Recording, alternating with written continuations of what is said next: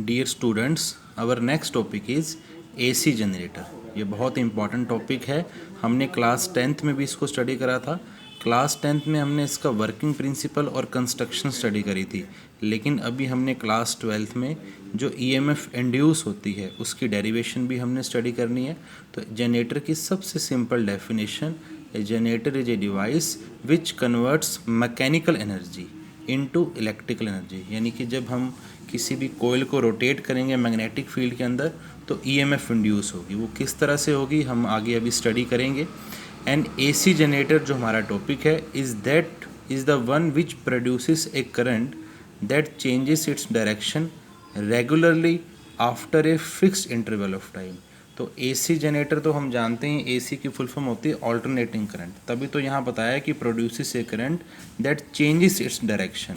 हमें पता है एसी में क्या होता है, करंट का magnitude with respect to time continuously change होते रहता है।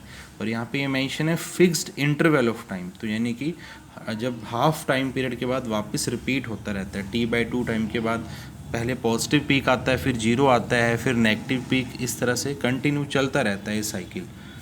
अब इसका आता है प्रिंसिपल, जो कि एक सिंपल सी टर्म है इलेक्ट्रोमैग्नेटिक इंडक्शन, यानी कि जो हमारा चैप्टर नंबर 6 था ये उसी का नाम है।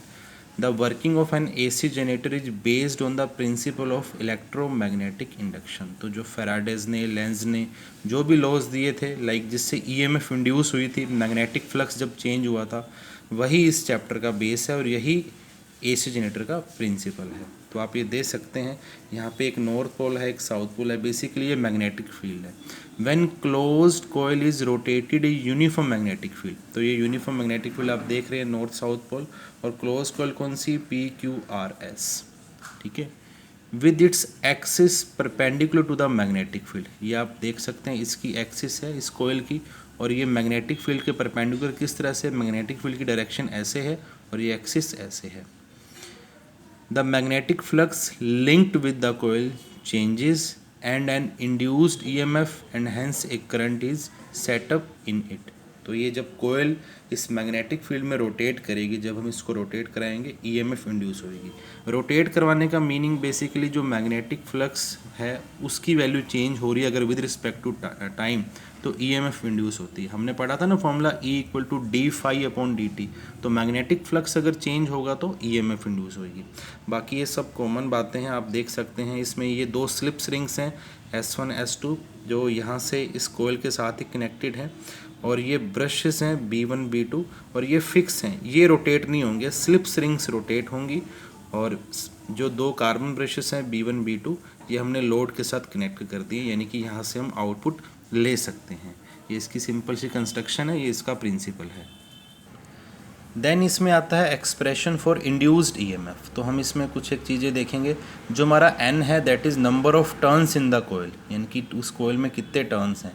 a हमारा face area of each turn, b जो है मैग्नीट्यूड ऑफ मैग्नेटिक फील्ड जो हमने प्रोवाइड करवाया है, एंड थीटा क्या है, angle which normal to the coil makes with B. तो ये आपको कन्फ्यूज़न नहीं होनी चाहिए। थीटा एंगल आपको बहुत बार हमने समझाया है कि मैग्नेटिक फील्ड और जो रेक्टेंगुलर कोयल का जो नॉर्मल होता है उसके बीच का एंगल है।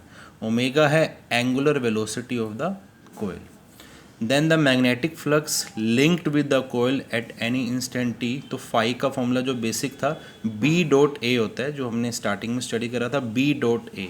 तो डॉट प्रोडक्ट होता है BA cos थीटा। बट अब हमने यहाँ पे ये अज्यूम कर रखा है कि कोयल में n टर्न्स है ना, n नंबर ऑफ टर्न्स, तो हम n से मल्टीप्लाई कर देंगे, NBA cos थीटा।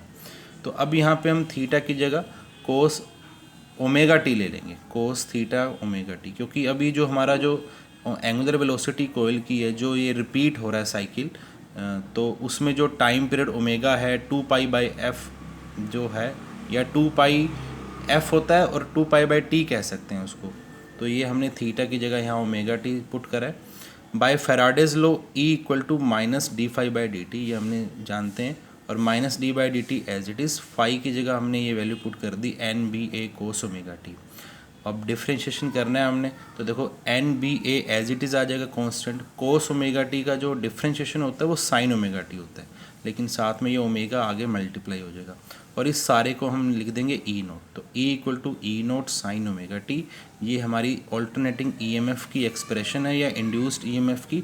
जो AC जनरेटर से हमें आउटपुट मिल रही है, जहाँ पे E नोट की वैल्यू NBA ओमेगा यहाँ से हमने नोट करी है।